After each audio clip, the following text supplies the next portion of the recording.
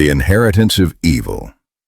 How moral collapse travels across generations. What happens to evil when the person who committed it is gone? Does wrongdoing truly die with the individual, or can a single human sin echo across generations, growing darker, more violent, and more shameless as time goes on? History, psychology, and lived experience all suggest an uncomfortable truth. Evil does not simply disappear. It mutates, it accumulates, and in certain families it becomes a legacy. Consider this pattern. In the first generation, the crime appears almost small, petty theft, fraud, exploitation that seems survivable. Yet that money was earned by stepping on someone else's tears. A family survives. Comfort is secured. The story is buried. But by the second generation, the wrongdoing intensifies. We begin to see organized crime, sexual violence,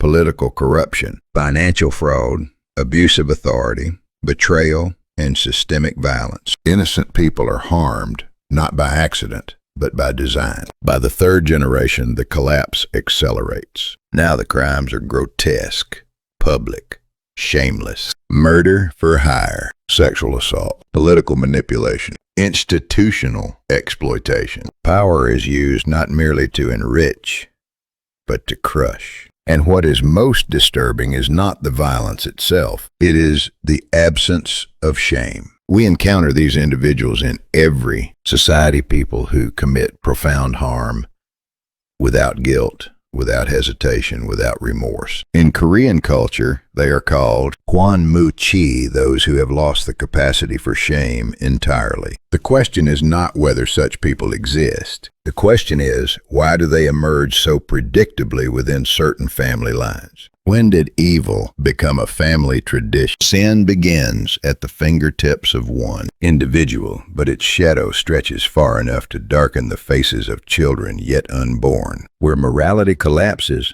greed flourishes. Where shame disappears, crime spreads like inheritance. We often say, blood will tell. But perhaps what flows through blood is not DNA alone, but the memory of conscience itself. Illegitimate wealth, power built on deception, prosperity erected upon the suffering of others. These do not vanish with death. They persist as psychological residue, what Eastern philosophy calls karma, not as mystical punishment, but as consequence embedded in consciousness. The Tibetan Book of the Dead puts it starkly. Even after death, you will walk alongside the shadow of your actions. Shadows do not die. They reappear within children, within family systems, within institutions. An entire lineage is placed on trial, not in the afterlife, but here, in this world. So we must ask, can one person's crime truly spread across generations? Is evil inherited, or is it learned? This is not merely a story of familial corruption. It resembles a social experiment, one that exposes how moral collapse reproduces itself over time. At this point, we must confront a deeper question. Are such patterns genetic or environmental? Modern psychology gives us sobering insight. Moral judgment in human beings depends heavily on the prefrontal cortex, particularly the ventromedial prefrontal cortex, VMPFC. This region governs empathy, guilt, shame, impulse control, and ethical restraint. When this system functions poorly, individuals struggle to feel remorse. They become indifferent to suffering. Rules appear negotiable. Other people become instruments. In such cases, we often see the emergence of antisocial personality disorder, ASPD. ASPD is not merely criminality. It is a structural deficit in moral processing. Clinically, it is defined by 5 core traits. First, persistent violation of social norms, chronic lying, fraud, criminal behavior without reform. Second, impulsivity and irresponsibility, acting without foresight, ignoring obligations, abandoning accountability. Third, absence of empathy and guilt, harm inflicted without emotional consequence. Fourth, manipulation and exploitation, using others as tools for personal gain. Fifth, aggression, low tolerance for frustration, frequent hostility, and violence. Here is the critical insight. Individuals with ASPD often live their entire lives without internal moral breaks. Law is something to evade. Ethics are irrelevant. Shame does not exist. Now, genetics may contribute to vulnerability. Certain temperamental deficits, poor impulse control, low emotional sensitivity can be inherited. But genetics alone do not seal fate. Genes provide probability, not destiny. What determines outcome is environment. Children raised in homes where exploitation is normalized, where power is admired, regardless of cost, where wrongdoing is rewarded rather than condemned, learn that conscience is optional. In such families, crime is not taught as crime. It is taught as strategy. Psychologically speaking, criminal behavior emerges from the interaction of genetic predisposition and environmental reinforcement, but the environment carries far greater weight. The brain's moral architecture is shaped through modeling, attachment, discipline, and accountability. When these are absent or corrupted, moral reasoning collapses. In the end, evil is not inherited like eye color. It is transmitted through behavior, silence, justification, and reward. And that is why moral failure, once tolerated, rarely remains contained within one generation. If this analysis resonates with you, if you want to understand how moral decay begins, spreads, and ultimately destroys those who inherit it, then I invite you to continue this inquiry with me. Subscribe, share this conversation, because understanding how evil is transmitted is the first step towards stopping it. When evil is learned, how moral collapse is taught, normalized, and reproduced. This region of the brain, the ventromedial prefrontal cortex, regulates what we call social emotions: empathy, guilt, shame, and moral restraint. When it functions properly, human beings feel discomfort at the suffering of others. They experience inner resistance before crossing ethical lines. Conscience speaks before action. But when this system is weakened, whether by genetic vulnerability or developmental damage, impulsivity increases, empathy diminishes, and antisocial tendencies may emerge from birth. Yet biology alone does not decide destiny. For a predisposition to become a life pattern, it requires a very specific environment, a moral soil capable of nurturing that seed. And herein lies the true tragedy of certain families. The environment itself is saturated with moral absence. In these households, parents did not feel shame for wealth gained through injustice. Children did not witness remorse, only reward. And so they learned, not through instruction, but through observation, that corruption is not a sin, it is a skill. Albert Bandura, one of the most influential educational psychologists of the 20th century, explained this clearly through social learning theory. Children do not learn morality primarily through words. They learn through modeled behavior. If a parent says, "Be honest," while succeeding through deception, the child absorbs a far more powerful lesson. Honesty is for the weak. Power erases guilt. Rules apply only to those without leverage. In such environments, moral development does not mature. It stagnates. Lawrence Kohlberg's theory of moral development outlines a progression from stage 1, avoiding punishment, to stage 2, conforming to social norms, and ultimately to stage 3, acting according to universal ethical principles. But in morally corrupt family systems, development halts at the lowest level. The guiding principle becomes painfully simple. Do whatever you want, as long as you are not caught. When shame disappears from social behavior, empathy soon follows. And once empathy collapses, conscience falls silent. The individual can now harm others without internal resistance. This is why genetics should be understood only as a spark, not the fire. What fuels the fire is the absence of moral education at home, the tolerance of wrongdoing in society, and the silence of institutions that should intervene. A household that does not teach moral guilt becomes inevitably a training ground for crime. This phenomenon is better described not as bloodline inheritance, but as transgenerational moral deficit, a pattern in which ethical failure is learned,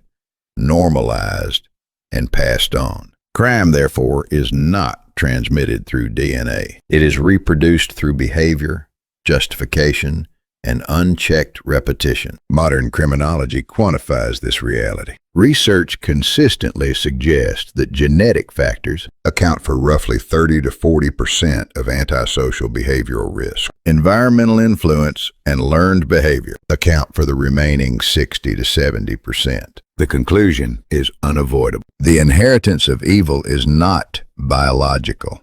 It is cultural. In societies where shame disappears, where lies are rewarded, and where justice remains silent, wrongdoing replicates itself as efficiently as DNA. Yet ancient wisdom articulated this long before neuroscience. The Tibetan Book of the Dead expresses it this way: at the moment of death, you will stand before the mirror of your actions. A person who lived by deception, who harmed others through greed or rage without remorse, does not escape that inner state through death. Instead, consciousness carries that condition forward. Their descendants fail to learn shame not because of cursed blood, but because the same moral frequency continues to resonate. This is the core insight. The inheritance of evil is not the continuity of genes, it is the repetition of consciousness. Sin is not carried in blood. Sin is learned. It is justified, and it grows in silence. Therefore, the first step in breaking the cycle of inherited wrongdoing is not genetic intervention,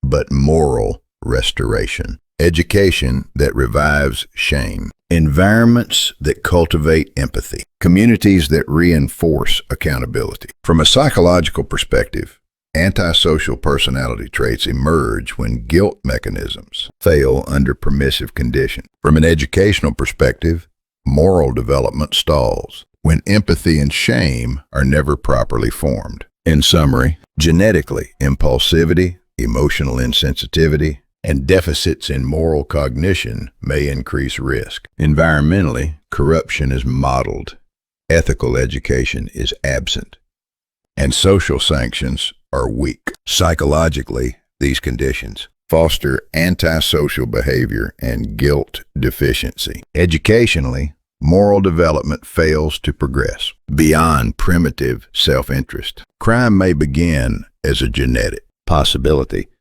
but it grows only where families remain silent, societies remain indifferent, and moral order collapses. Thus, evil is not inherited through blood. It is reproduced through learning. However, from the perspective of the Tibetan Book of the Dead, this issue transcends psychology and education alone. It represents a stagnation of spiritual evolution, what Buddhism calls karmic inertia. According to this text, after death, the soul enters the bardo, an intermediate state where it encounters not judgment from external gods, but the luminous and terrifying manifestations of its own actions. The suffering encountered there is not punishment, it is recognition. Those who ignored the pain of others in life must face the resonance of that pain within their own consciousness after death. This state is called avidya,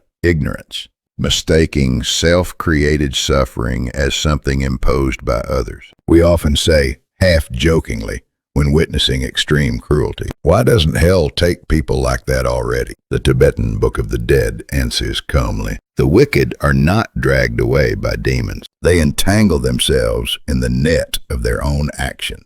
According to Tibetan Buddhist teaching, the soul does not vanish at death. It carries the imprint of its deeds, wandering through the bardo and moving onward toward its next existence. And so the question before us is no longer abstract. If evil is learned, normalized, and transmitted, then responsibility does not end with the individual. It belongs to families, to educators, to societies, and ultimately to each generation that chooses either to repeat the pattern or, finally, to interrupt it. Power without conscience.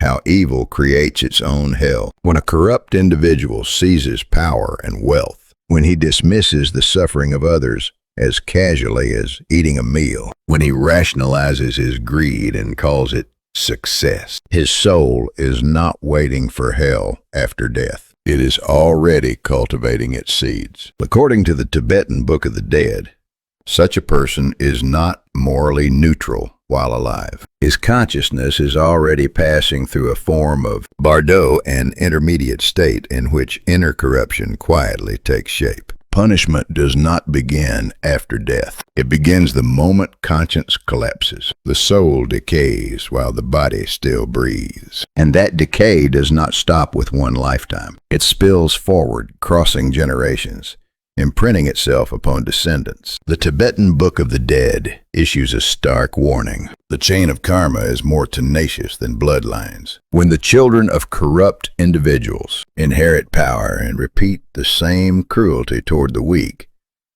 it is not coincidence. It is not merely poor upbringing. It is unresolved moral debt. What is inherited is not money or political influence. It is a debt of the soul. And eventually, according to this philosophy, the reckoning arrives in symmetry. Those who once thrived by creating fear will be reborn into that fear. Those who ruled as predators will return as prey. The Tibetan Book of the Dead describes this not as revenge, but as karmic symmetry, the experiential balance of actions across lifetimes. This is why the text advises us not to despair when evil appears to flourish. We often say, in frustration, why doesn't hell take people like that already? The answer is unsettling. Hell does not chase them. Karma does. Karma is patient. It crosses generations, and it waits. Eventually, such individuals return to the very stage they constructed. But this time,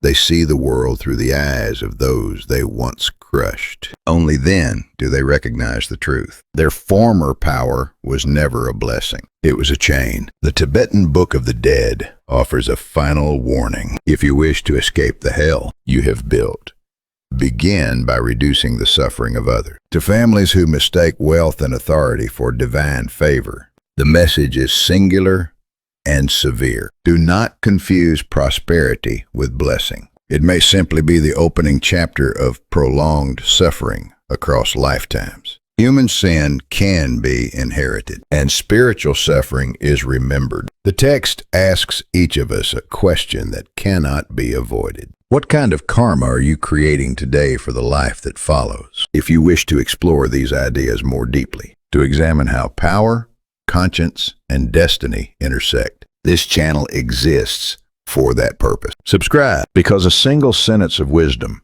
encountered daily, can awaken a lifetime. The Tibetan Book of the Dead teaches that after death, the soul does not dissolve. It continues carrying the imprint of its actions. And some souls, tragically, never learn. They return again and again in human form, but without empathy. In modern psychological terms, they reappear as individuals with antisocial personality disorder, ASPD persons devoid of remorse, indifferent to suffering, incapable of genuine moral connection. These individuals disregard social norms, manipulate laws, maintain control through deception and violence. The hellish visions described in the Bardo are not external punishments. They are symbolic representations of such inner worlds. A consciousness that endlessly deceives, exploits, and manipulates others eventually becomes trapped inside its own hallucinations of control. One defining trait of antisocial personality is contempt for social norms. Rules are not moral boundaries. They are tools used only to control others. When such individuals rise to positions of power, they often develop a godlike illusion of invincibility. With the moment power fades, collapse begins. The very social order they spent a lifetime dismissing returns, not as mercy, but as judgment. The Tibetan Book of the Dead summarizes this with chilling precision. The wicked are not dragged away by demons after death. They are consumed by the illusions created by their own greed, and so they fail to achieve liberation. They are reborn carrying the same habits, the same compulsions, the same moral blindness. Even when they return as human beings, they repeat the same pattern, violating laws, harming others, rationalizing cruelty. This is the repetition of karma, the prison of rebirth. And the most sobering truth of all is this: hell is not a place we fall into after death. It is a structure we build slowly, habit by habit, justification by justification, while we are still alive. The question then is no longer abstract. If consciousness remembers, if suffering repeats, if power without conscience becomes a chain, then the only real escape from this cycle is not death, but moral awakening. And that awakening must begin before the next generation inherits the consequences. When power becomes a disease, moral collapse, responsibility, and the cost of evading judgment. In cases like this, the individual has violated not only the written law, but the deeper moral and ethical norms that sustain human civilization itself. At that point, the burden of karma no longer remains personal. It expands, carrying the weight of collective human consequence. Such a figure will not be remembered merely as a controversial actor within one nation. History will record them as a force that disrupted the ethical equilibrium of humanity. The Tibetan Book of the Dead asks a final, unsettling question. Did you possess power, or did power consume you? The antisocial individual eventually becomes trapped inside the very system of dominance they created. Behind the public image of control lies inner emptiness, chronic fear, and psychological erosion. This is why such evil rarely stops on its own. Without legal judgment, without moral accountability, the cycle continues. From this perspective, the only way to interrupt karmic suffering is to confront responsibility while still alive. Legal accountability is not merely social punishment. It is a process of moral purification. Power functions as a mirror. It does not change character, it reveals it. When greed, deception, and violence appear clearly in that reflection, it signals not strength, but spiritual illness. And this illness does not disappear with death. Those who evade judgment in life, according to karmic philosophy, will face the tribunal of their own actions in another form. Karma does not forget. This teaching aligns uncannily with modern psychology's understanding of moral pathology. Such individuals can be reasonably described as exhibiting antisocial personality disorder,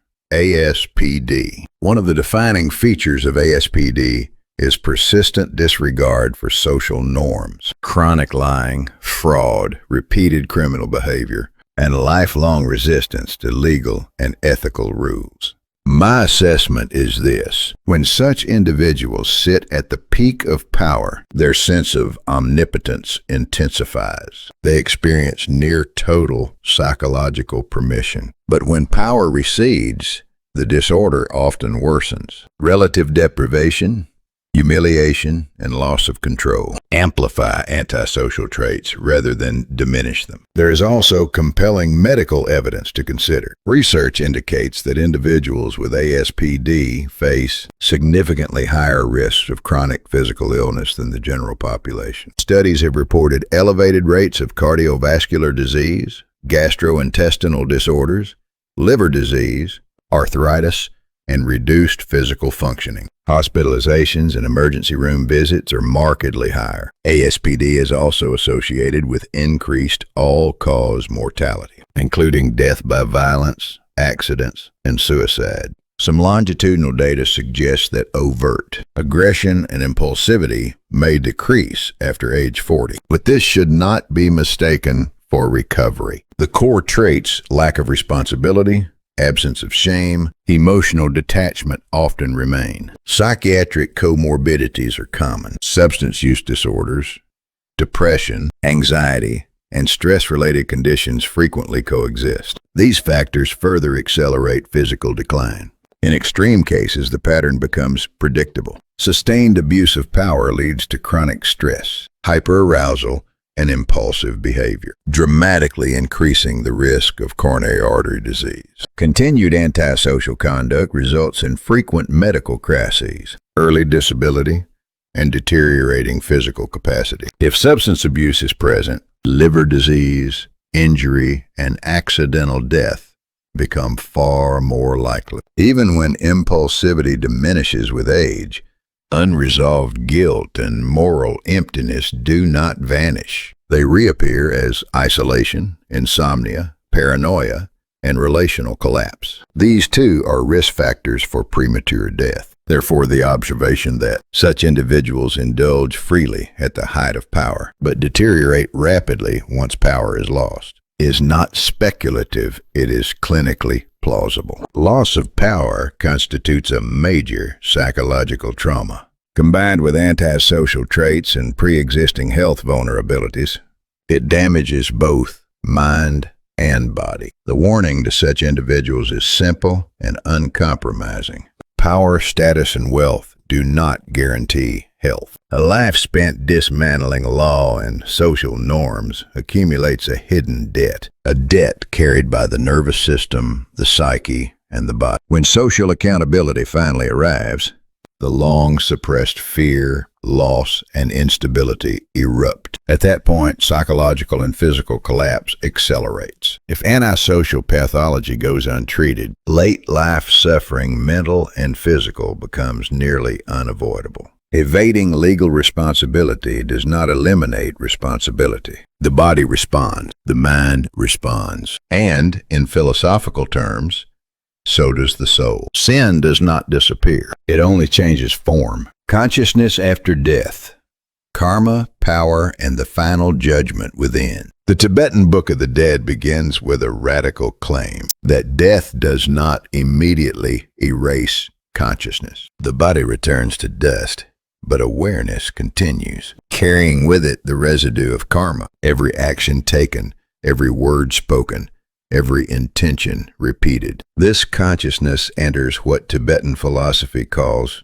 the bardo, an intermediate state where the soul wanders, not judged by an external deity, but confronted by the living imprint of its own life. There, greed appears as fire. Anger manifests as lightning. Deception emerges as suffocating darkness. These are not divine punishment. They are projections of the inner world. For the antisocial individual, one who lived without shame, without empathy, without regard for suffering, the bardo becomes a particularly terrifying mirror. According to the text, such a soul mistakes its own creations for the resentment of others. The cries of victims follow as shadows. Silenced justice returns as thunder. And when the soul encounters the bright light, the gateway to awakening, it recoils in fear. That light reveals truth too clearly. It exposes the full moral weight of one's actions. Unable to endure that clarity, the soul turns away, retreating into familiar darkness, power, deception, domination. That retreat is the beginning of repetition. The soul returns to the world again and again in variations of the same life. In one lifetime, a corrupt official. In another, the leader of a violent organization. In another still, a false prophet or ruthless tycoon. Drawn by unresolved karma, the soul grasps power once more and repeats the same patterns of harm. Yet the Tibetan Book of the Dead delivers a warning. The fire of evil karma burns the self before it burns others. This is not merely metaphor. Psychology confirms that individuals with antisocial personality traits live with chronic inner emptiness and anxiety. As power increases, so does tension. The nervous system never rests. Sleep fractures, addiction, compulsion, and paranoia emerge. In old age, the body itself becomes a mirror of karma, reflecting years of stress, moral dissonance, and unacknowledged guilt, as illness, insomnia, and decline. No matter how invincible such individuals appear, their consciousness is relentlessly pursued by the shadow of their own actions. This is the psychological reality of hell. At the moment of death, the Tibetan Book of the Dead whispers, "Do not fear, but do not flee into false identities." The light before you is not God's judgment. It is the truth of your own mind. This is the final warning to those who laugh behind power, who justify cruelty, who believe law and consequence can be evaded. What you should fear is not prosecutors, not courts, not even death. What awaits you is the inescapable confrontation with yourself. Sin does not disappear. It crosses generations, twisting the lives of children, darkening the futures of descendants. This is the inheritance of karma. If you close your eyes today and continue to rationalize harm, the fire has already reached the next generation. The Tibetan Book of the Dead presents only two paths. One is the path of awakening through self-reflection, responsibility, and restored shame. The other is the swamp of rebirth, sustained by self-deception. Those who persist in evil do not vanish. They return under new names, new masks, to darken the world again. But the final choice remains. The moment one confronts their own lies, the moment shame is rediscovered, the fire begins to extinguish. If you wish to explore how philosophy, psychology, and ancient wisdom illuminate power and moral consequence, subscribe now. Each day, a single sentence of insight may become the light that interrupts the cycle.